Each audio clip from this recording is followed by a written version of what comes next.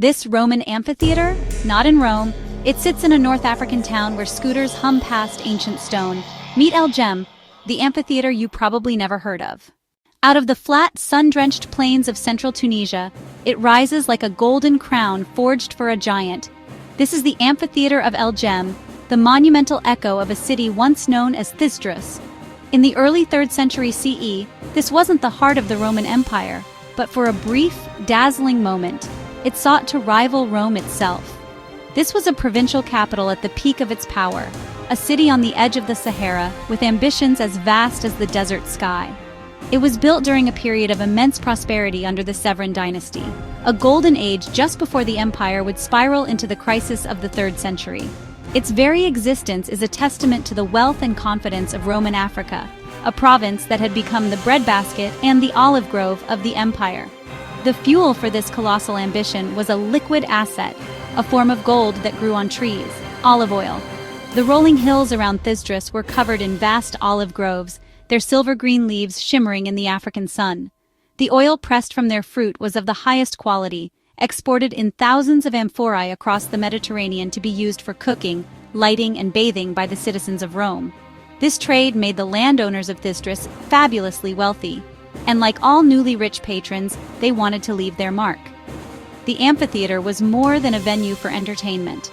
It was a declaration of their status, a monument built from the profits of the humble olive, a symbol of power intended to awe visitors and citizens alike. The architects and engineers of Thysdrus embarked on a project of breathtaking scale. Though smaller than Rome's Flavian amphitheater, it is the 3rd largest in the entire Roman world, a staggering achievement for a city far from the imperial center. They chose a beautiful, honey-colored local sandstone, which gives the structure its warm, inviting glow. 3 majestic tiers of Corinthian arcades were planned, soaring to a height of over 36 meters. They weren't just stacking stones, they were sculpting a mountain, carving an oval bowl of perfect geometry capable of holding an estimated 35,000 spectators. This was an undertaking that would have required thousands of laborers, immense logistical coordination, and an unwavering belief in the city's glorious future. And into this magnificent bowl poured the lifeblood and spectacle of the Roman world. Imagine the roar of the crowd, a sound that would have rolled for miles across the plains. The gates of the hypogeum, the intricate network of tunnels and chambers beneath the arena floor, would open to release not just gladiators, but a pageant of the entire empire in miniature. There were the wild beast hunts featuring lions, leopards, and elephants captured from the African interior. Then came the main event, the gladiatorial contests that were a brutal ballet of skill and survival. But it wasn't just about blood sport. The arena hosted public executions, civic pageantry, and religious festivals. It was a place of social cohesion and control, where the power of the emperor and the local elite was put on dramatic display.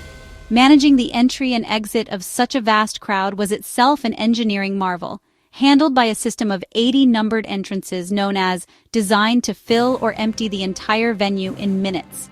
But the very year this colossal project was taking shape, 238 CE, history intervened with brutal force. The amphitheater, a symbol of Thysdrus's power, became the backdrop for a rebellion that would shake the empire to its core. The local proconsul, Gordian I, was proclaimed emperor right here, a direct challenge to the reigning emperor Maximinus Thrax and his crushing taxes. The revolt was short-lived and ultimately failed, and the city's fortunes plummeted.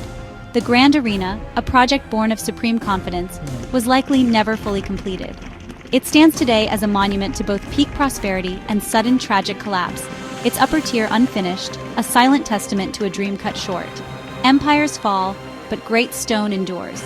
In the centuries that followed Rome's decline, the amphitheater began a new life. It was transformed into a fortress, a citadel. During the Arab conquests of the 7th century, its high walls served as a final bastion for the legendary Berber queen El Kahina in her resistance against invading armies. Later, a strange paradox ensured its survival, its partial destruction. The monument became a convenient quarry. Its perfectly cut stones were repurposed, given new life in the walls of the modern town of El Jem that grew up around it, and even transported to build parts of the Great Mosque in Kairouan. It wasn't left as an abandoned relic. It was integrated, its very fabric woven into the ongoing life of the region. So why does so much of it still stand, defying 2 millennia of conflict, earthquakes, and quarrying? The answer lies in the elegant genius of a simple, revolutionary form, the Roman arch. The principle is pure physics. The wedge-shaped keystone at the apex distributes the immense weight downwards and outwards through the other stones, channeling the force safely to the ground. Now take that arch and extend it into a tunnel, a barrel vault. These vaults form the concentric corridors, the load-bearing skeleton of the entire structure. Stack these arches in tiers, ring after ring, and you create a honeycomb of incredible strength and flexibility. Each of the 64 arcades is a self-contained unit of support, distributing the colossal weight of the stone and the 35,000 spectators. This modular rhythm, this mathematical precision, is the secret to its longevity. It is a system that shrugs off time, the profound genius of Roman engineering made visible in golden stone. Scale tells truth, and here, the truth is overwhelming. To stand within these walls is to feel the immense weight of history and the sheer audacity of its builders. This wasn't just a building, it was a declaration of Roman dominance in Africa, designed to hold 35,000 souls, each one a witness to the empire's might. From any vantage point, the architecture conspires to draw your gaze to one place, the arena floor. Stand mid-tier, and the perfect sweeping curve pulls your sight toward the center. The steep gradient of the cavea ensures that from edge to edge, it reads as one continuous curve. Every eye could find the sand. But this apparent equality was an illusion. The seating was a rigid map of Roman society. The lowest, most coveted tiers were for the senators and equestrians. Above them, the citizens. And at the very top, the poorest classes and women, looking down on the spectacle. Every stone, every riser speaks to a world of order, power, and division. Yet the most vital part of this grand machine was hidden from view. Under the sand lies another world, a labyrinth of corridors, pens, and staging cells. This was the hypogeum, the backstage to the brutal theater above. Here, gladiators would wait in darkness, their ears filled with the roar of a crowd they could not see. Wild beasts captured from the African interior were caged in stone pens. An intricate system of lifts and trapdoors would then hoist them into the blinding sunlight of the arena, a sudden, terrifying arrival for the entertainment of tens of thousands. It was a marvel of engineering, a hidden city dedicated to orchestrating death. Capturing the soul of a monument like El Jem is about finding perspectives that tell its story. Here are 3 essential viewpoints. First, the arch window frame.